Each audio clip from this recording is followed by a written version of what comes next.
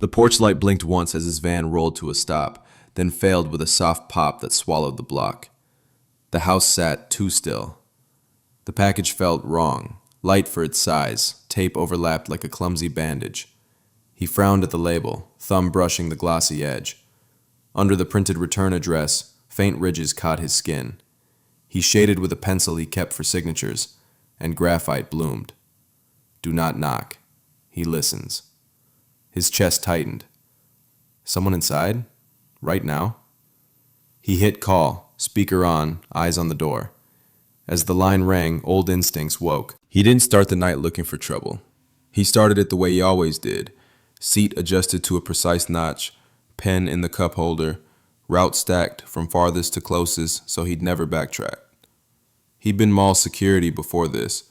Nights trained his eyes to see what most people missed. The misplaced scuff, the timing of a door, the quiet that wasn't ordinary. Patterns made him feel safe. Coincidence made him itch. Around 9, the app rerouted him off the main drag and into a pocket of older homes he usually avoided after dusk. The map chirped a cheerful right turn. His stomach answered with a no. He went anyway. A job was a job, and the algorithm was insistent. The house was one of those narrow, tired places where time presses down on the siding. Curtains were pinned from the inside, not drawn. The mailbox was stuffed but not neglected, junk mail tucked neatly, yesterday's circular folded in half. The porch mat was angled against the door jamb, not centered, as if a foot had nudged it and a hand had left it there on purpose. Little things. He cataloged them without meaning to. He lifted the box. Light. Too light. The label looked normal from a glance, but the barcode sat a hair low, and the return address listed a street he knew, off by a single letter, like someone had typed it from memory at speed and never checked it. Not a crime, he told himself, just sloppy. He'd seen a memo once about hidden distress signals, things frightened people do when every other option has teeth. He'd rolled his eyes then.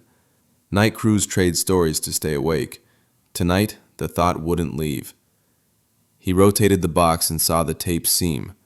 It overlapped at a strange diagonal, and under that glossy plastic, the paper rippled like someone had pressed hard while writing and then covered it up. He reached for the carpenter pencil he kept for signatures when pens died in the cold. He wasn't going to do anything, he told himself, just satisfy a curiosity so his head would stop buzzing. He rubbed gently across the label's white edge, and graphite settled into the indentations like fog finding a valley. Do not knock. He listens. His throat tightened. He heard his own breath, the van ticking as it cooled, the invisible presence of the house leaning toward him. He pictured a face at the upstairs window. He pictured someone downstairs, counting steps to the door. The rules said, deliver and go. The human in him said, stop. He set the box on the passenger seat and tapped 911. Speaker on. He kept his voice level, the way he had during late-night reports when teenagers turned into crowds, and harmless into tricky. 911, what is your emergency? I'm a delivery driver, he said. I'm in front of a house on... He read the street name. I have a package with a concealed message under the label. First line says, do not knock. He listens. The porch light blinked out when I pulled up. This feels wrong. Are you in a safe location? In my vehicle, he said. I haven't approached. I can move if you need me to. I don't want to trigger anything. Stay where you are for now.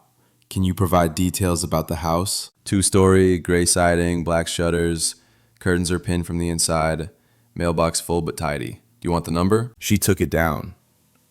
He stared at the door. The silence had weight. Any people visible? Upstairs silhouette earlier, he said, surprised to hear his own certainty. It moved once, then held still. Could be someone watching.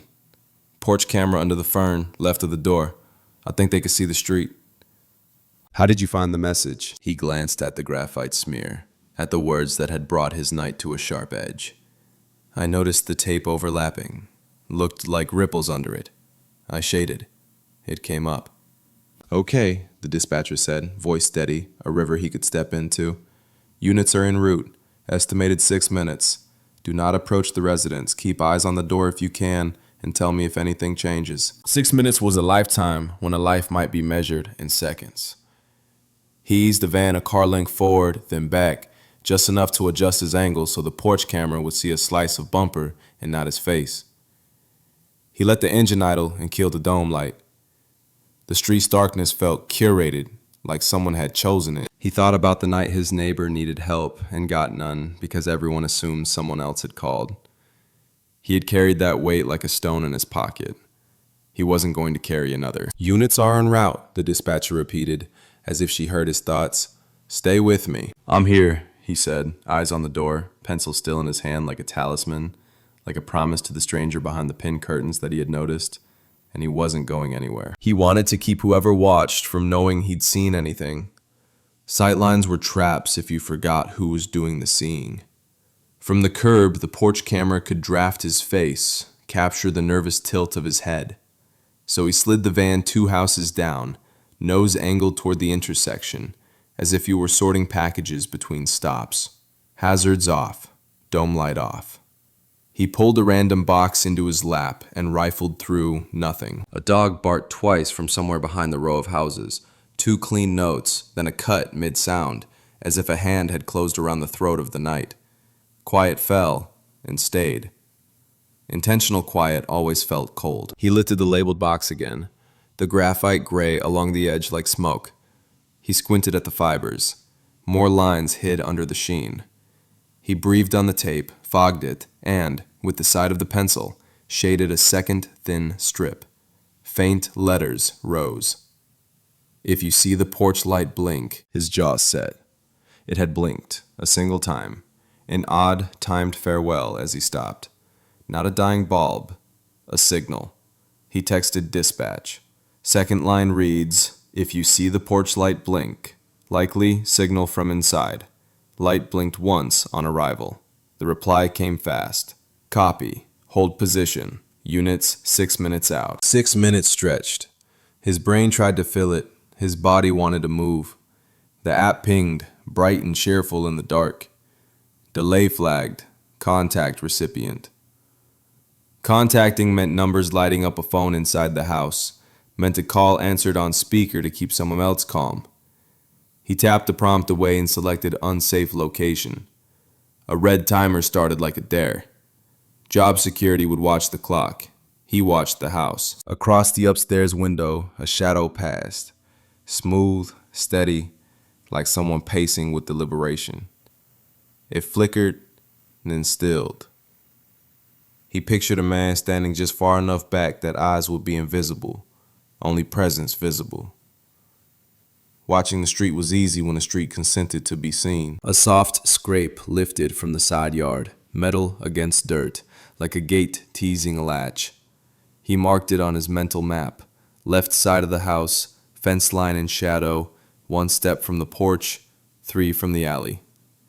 He adjusted his side mirror, tipped it until the porch edge squared into the glass, then used the rear view to triangulate the slice of side yard between 2 hedges. A shape lurked there, not moving, the suggestion of a shoulder. A sedan slowed at the corner, idled with tired patience, then rolled on. He logged the plate color and let it go. Not all movement belonged to the story, but the story fed on movement. He looked at the first line again. "Do not knock. He listens." The order landed like a weight.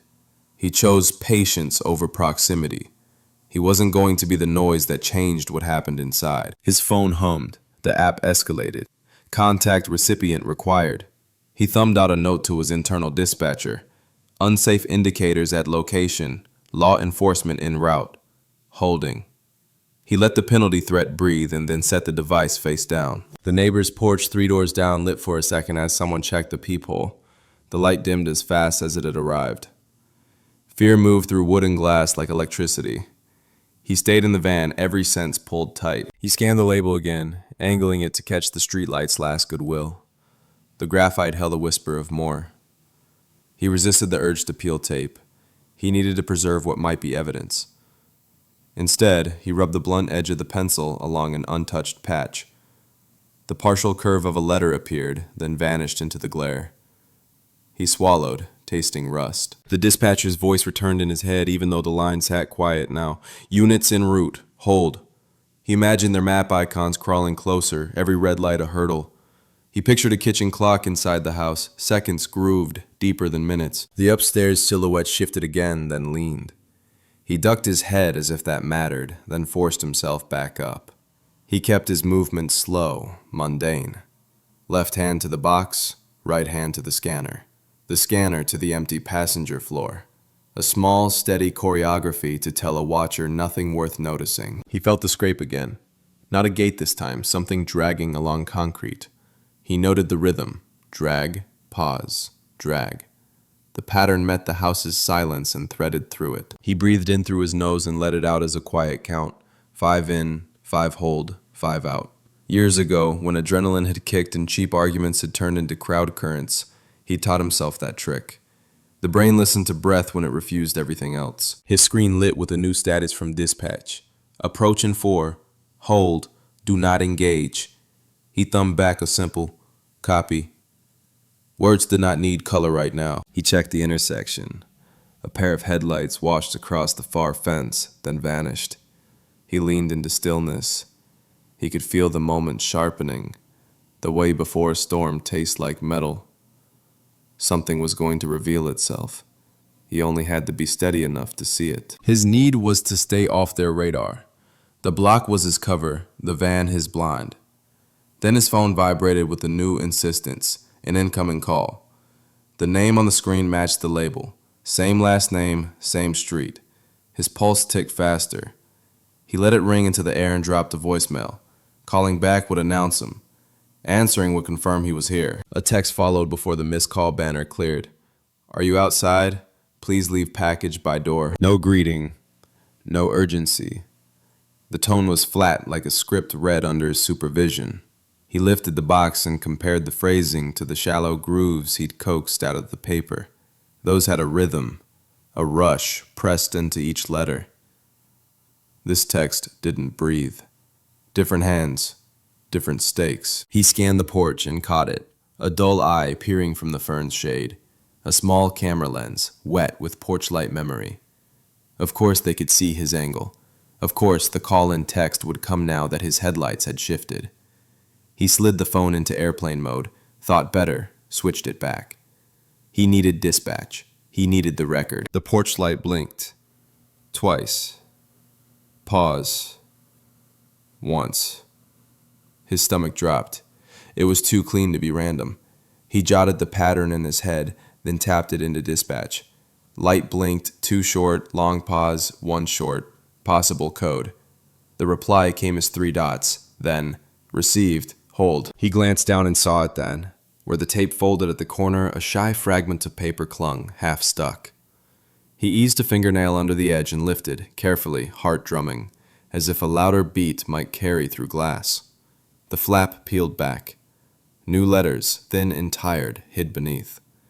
He shaded with the pencil's side, feather light. Words rose like bruises. Basement window. Blue cord. Layered notes. Someone had planned for discovery in pieces, in case one was torn away. He swallowed a thread of anger that didn't belong to his job and sent the new line to dispatch, adding, basement, window, detail, blue cord. A click stitched the air, small but distinct. The side gate latch. He kept his face forward and lowered his seat back 2 inches, enough to become a slope instead of a head. In the visor mirror, a shape separated from the fence line and moved toward the yard. A silhouette with something long in its hand. A tool. A bat. A pipe. Maybe nothing. Maybe everything. Another text hit from the listed number. Leave it now. We're watching the app. He replied with fingers that kept to the middle ground. Running behind. 10 minutes. He needed the extra breath. He needed them uncertain about his exact timing. Inside his chest, an old reprimand whispered. The last time he'd stepped into someone else's storm, he'd earned a meeting, a memo, a reminder that his job was boxes, not people. He felt the heat of that office in the cold of tonight. He let the heat burn and not steer. Far off, a siren crested the neighborhood and then slid past like a train that didn't stop at this station. A fire truck. Red sound fading. Hope spiked and fell. Not them. Not yet. He opened his palm and read the dark smudge of graphite like a map. Basement window, blue cord. He pictured a hand tying a knot and leaving it where light could find it. a breadcrumb in a yard of shadows. He thought of the porch mat angled like a nudge, the mailbox arranged by someone meticulous under pressure. It was an architecture of signals, and he was the only one standing under it. The camera under the fern twitched. Not much, just enough to catch more street. They were adjusting to him. He shifted his van 6 inches forward, just a roll of the tires to change what that lens could see. The world outside his windshield tilted a degree and settled. His phone buzzed in his hand. Not a call, a DM from his internal dispatcher. "You good?" Timer flagged. He typed back, holding, LE en route, unsafe. He watched the 3 dots of her reply appear and vanish. She left it at that. The side yard figure reached the gate and paused, the long item held like a staff, not a swing, a sentry posture. He let himself breathe once, shallow and steady, and kept his eyes on the mirrors, not the house. If the watcher read his face, they'd read too much. The porch light blinked again, but not the same. Short, then a stretch, like someone fighting for rhythm. He counted under his breath, the old cadence of radio codes clicking in his head. 1, long.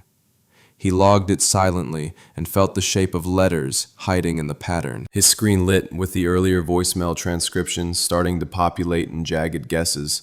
"Hey, can you..." Then a blip at the door. "It's okay, just..." The ellipses landed like held breaths. He didn't play the audio. He didn't need that voice in his ear if it wasn't hers. He let the pencil rest against the box and felt the weightless weight of it all. He needed to stay unseen, but the house was pulling him into sight one signal at a time. He looked at the corded letters again, the careful insistence. Basement window, blue cord. If they had risked writing it, he could risk believing it. He raised the phone and sent one more line to dispatch. Camera under fern, side gate activity, long object in hand. Texts scripted, holding. Please advise silent approach. A beat. Then, copy, 2 minutes. 2 minutes could hold a lifetime. He pressed his back into the seat and made himself still. A van, a porch, a camera, pretending to be a plant, a light with a voice. He had no gun, no badge, just a pencil and a choice. Stay invisible or answer a message no one else could hear. He needed to verify the basement clue without becoming the story. The urge pressed at his ribs. The angle from the van hid the well. The porch camera owned the front. If he moved wrong, the house would feel it. If he stayed put, he'd miss the only breadcrumb that mattered. He grabbed a random package and set his face into the loose boredom of routine. He slid from the seat, stretched his back like a man counting stops, and let the door thud softly. He counted steps. 1, 2, 3. Keeping his eyes casual, his chin low. Side mirror, windshield, porch, repeat. He walked toward the neighbor's box, not the house, letting his path arc like a lazy half circle that would bring the side yard into a reflection. The upstairs silhouette vanished the moment his shoes touched sidewalk. Pressure spiked. The fern twitched a fraction as the porch camera pivoted toward the street. He smiled at nothing, lifted the decoy box, and started shuffling loose envelopes at the neighbor's mailbox as if they were his. He bent at the waist, lining his sight through the truck's rear window to catch that slim slice of side yard in the glass. There, the basement well. A squared metal grate sunk low, half shadowed by a hedge. And on its nearest corner, a blue extension cord looped through the lattice and tied off in an awkward, urgent knot. Not utility, not storage. A message anchored to steel. He felt a tight yes rise in his throat.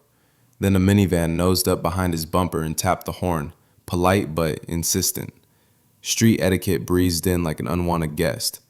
He lifted a hand in apology, retreated to the van, and slid into the driver's seat. The minivan idled close, windows up, a figure behind the wheel staring a beat too long, cataloging his presence, his plates, his face. Neighborhood attention was friction he didn't need. He pulled forward one car length to let them pass. The minivan rolled by and the driver's eyes met his, curious, uneasy, speculative. He looked away first, willing the moment to pass without becoming a conversation. The risk wasn't just the house anymore. It was the block turning into a mirror. The side gate creaked wider.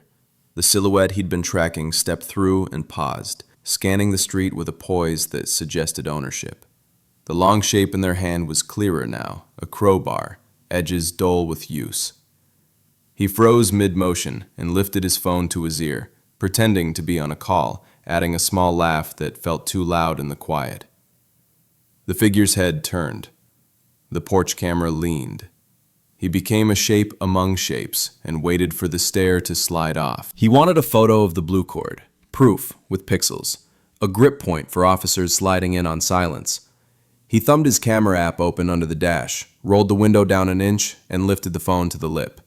The shutter sound clicked, bright and stupid in the curated quiet. He flinched. The silhouette stilled and angled toward him. He killed the app, shoved the phone down, and looked past them like a man searching for an address he didn't care about. His heart thudded in his throat. He didn't try again. Instead, he typed, letting each word be a measured step. Basement well on north wall. Blue extension cord tied to grate. Likely signal. Side gate open. Subject with crowbar.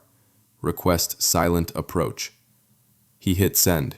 The reply was quick. Copy. Silent. 30 seconds out. Another text arrived from the listed number.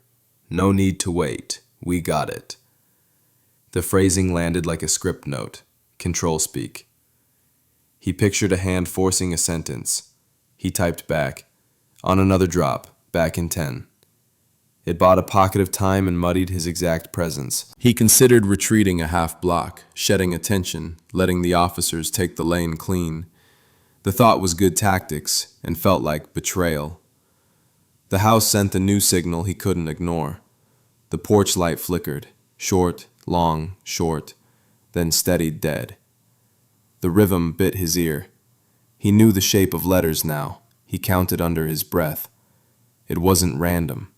It was urgency trying to live inside electricity. He rolled the van forward 6 feet, changing the porch camera's angle, creating a wedge of blind where his windshield pillar met a street tree's shadow.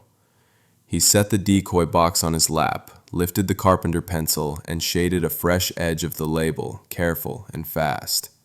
Graphite bloomed one more line. Call now. He didn't argue with ghosts. He dialed dispatch again, voice low.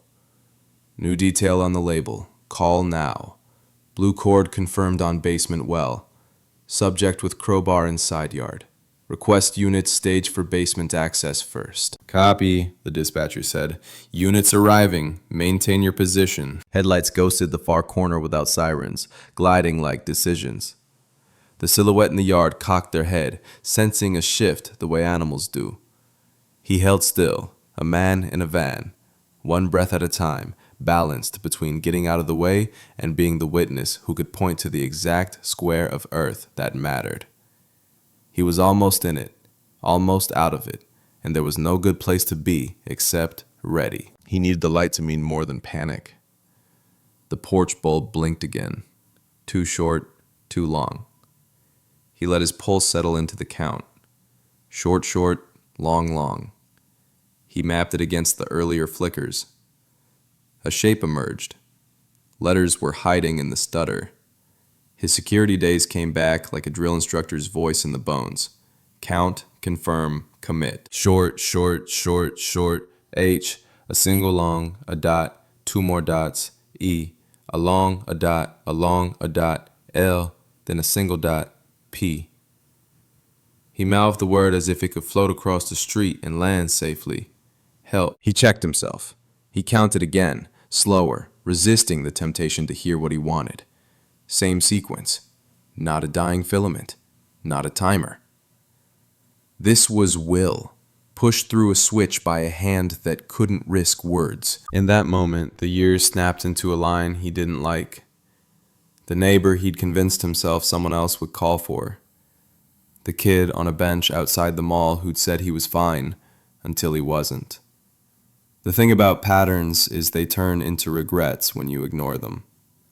He wasn't going to ignore this. He inched the van forward 6 feet, enough to tuck into the blind wedge where the porch camera's field met the street tree's shadow. The movement shifted the sightline just enough. If the watcher checked the feed, he'd look like a van moving on, not a person stepping deeper in. He let the wheels settle and cut his parking lights to keep his silhouette thin. He popped the glove box and fished the carpenter pencil again, shading a corner he'd left untouched.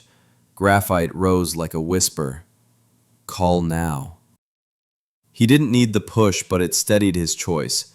He tapped dispatch and spoke the details like coordinates. Porch light blinking in Morse, spelling HELP. Request escalation. Silent perimeter. Basement access priority. Blue cord on well is likely marker. Copy, the dispatcher said. Units positioning. Hold. Do not engage. Across the intersection, a sedan rolled to the corner and went dark. Engine idle, no headlights, a silhouette hunched in the driver's seat, a small ember blooming and dying at rhythmic intervals, a cigarette, or nerves made visible. Lookout or neighbor, both were trouble. He logged it and didn't stare. He reached for his hazard switch and left it off. No accidental flares. He dimmed his phone, then cupped it in his palm and gave one brief pulse of brightness, a single beat against the van's sidewall. Nothing obvious, just enough to test if the house could see him. He felt foolish and hopeful in the same breath. The porch light cut out completely, as if a hand had smacked the switch and left it there. Darkness poured over the steps. His phone vibrated a second later. A text, unsaved number, not the label's name. He's coming. The words landed cold. He slid lower, aligning his eyes with the top of the wheel, keeping his head below the glass line. Running would make noise. Staying was a dare. If he left now and the watcher saw retreat, panic could sprint ahead of him into the house. He chose the only steady thing left. Presence without movement. A slow inhale. A slow exhale. He listened to the silence until it had a texture. Somewhere inside, boards creaked in a sequence that felt like steps. His hand stopped shaking. Resolve does that. Turns the body back into a tool. Headlights approached from the far end, low and deliberate. No sirens, no light bars. The kind of arrival that asked the block to keep its voice down. The sedan at the corner jittered forward and then thought better of it, rolling back into its shadow. He texted dispatch the note, possible lookout at corner, engine running, no lights. Received, came the reply. Perimeter adjusting. Without thinking, he counted the porch light's dead space. The beats between nothing and more nothing. He wanted one more blink, one more letter to prove to himself he hadn't invented hope. Instead, the darkness held. He took that as the last message. You saw it. Do the rest. He pressed the pencil into his palm until the wood bit. The thing about human nature is it loves certainty. Tonight offered none. What he had was a pattern, a cord tied by a careful hand, and his own stubborn need to answer. He stayed put. He kept his eyes on the seams where movement begins. He let the arriving headlights wash across his dash and didn't flinch. He was a man in a van. He was also the bridge between a message and someone who could open a window.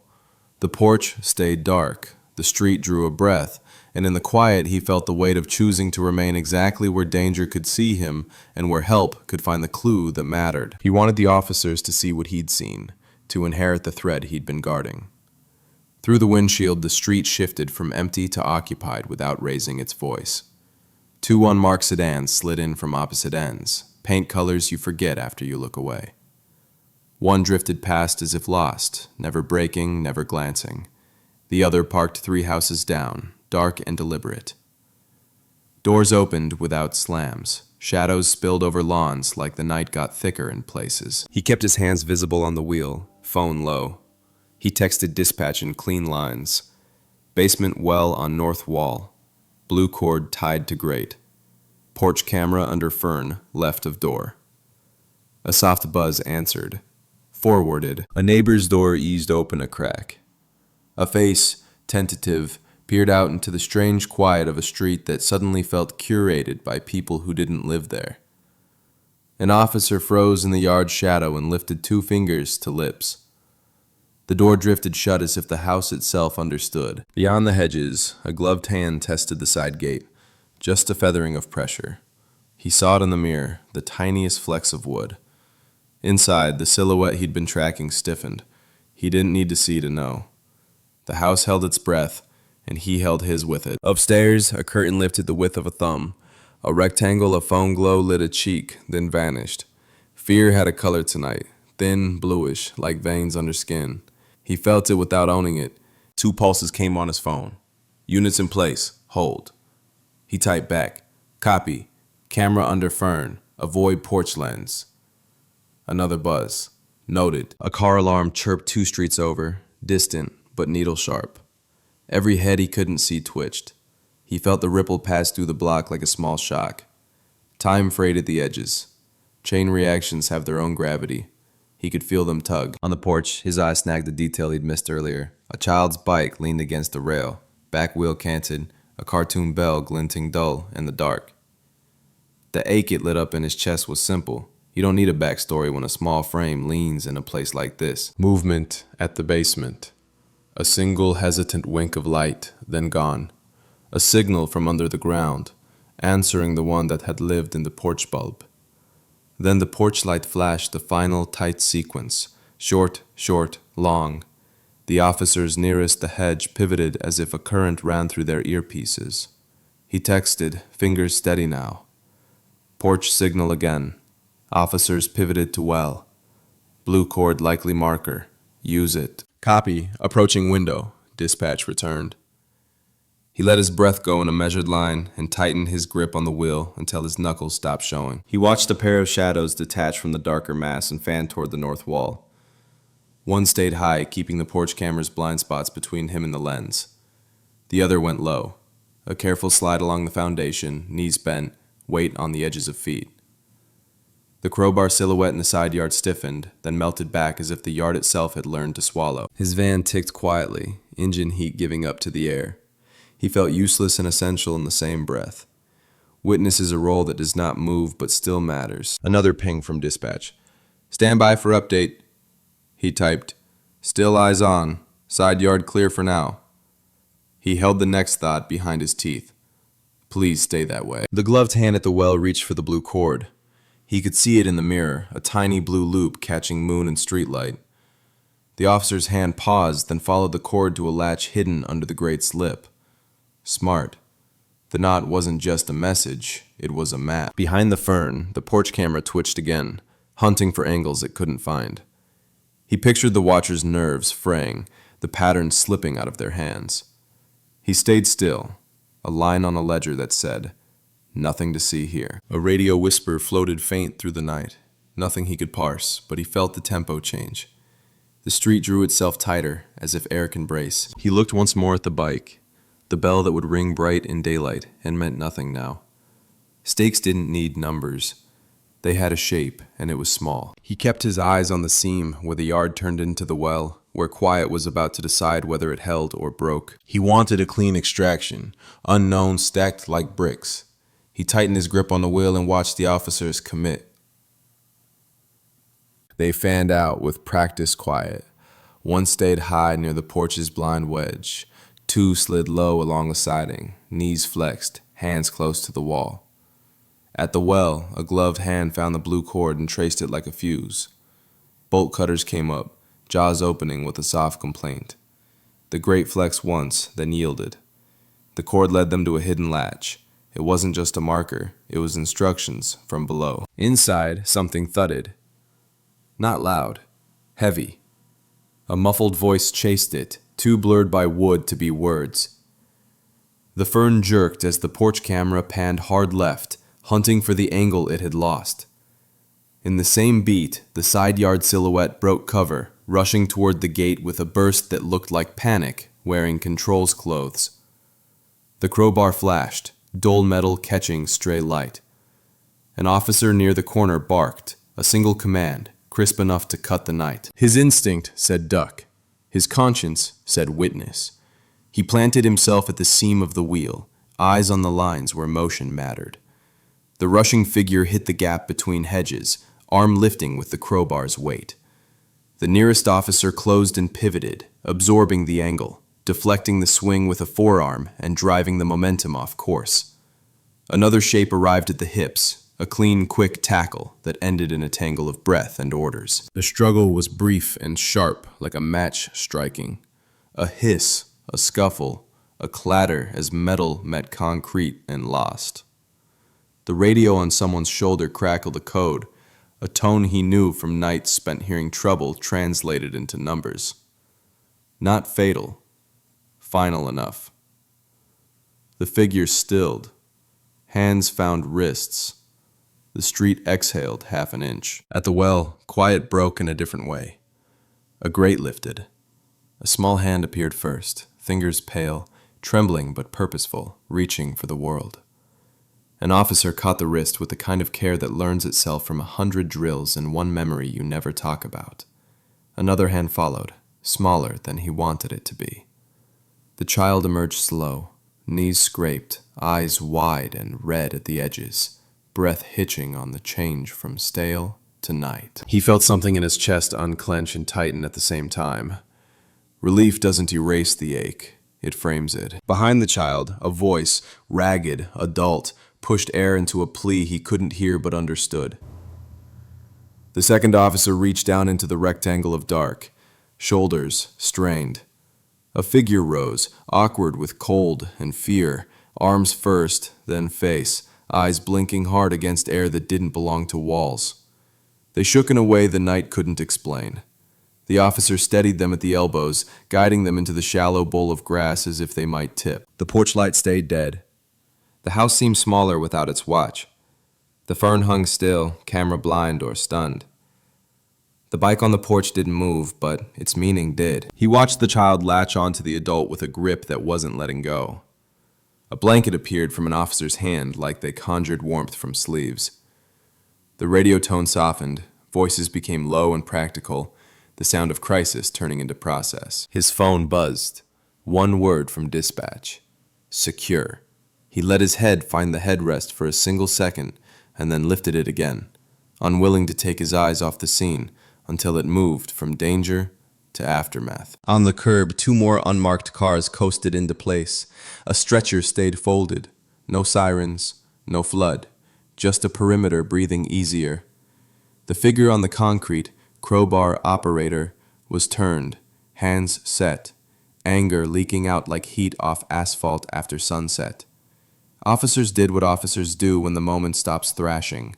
Measure, contain, document. He stayed where he was, the van a quiet rectangle holding his heartbeat. He watched the officers angle their bodies to block sightlines from the house, to give the rescued a small pocket of privacy the street couldn't offer.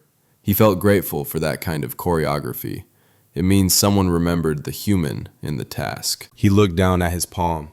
Graphite dust smudged the heel of his hand, a gray reminder of the message that started to turn. He wiped it on his pants and didn't mind the stain. Some marks need time to fade. The street kept exhaling in thin, measured lines. The porch remained dark.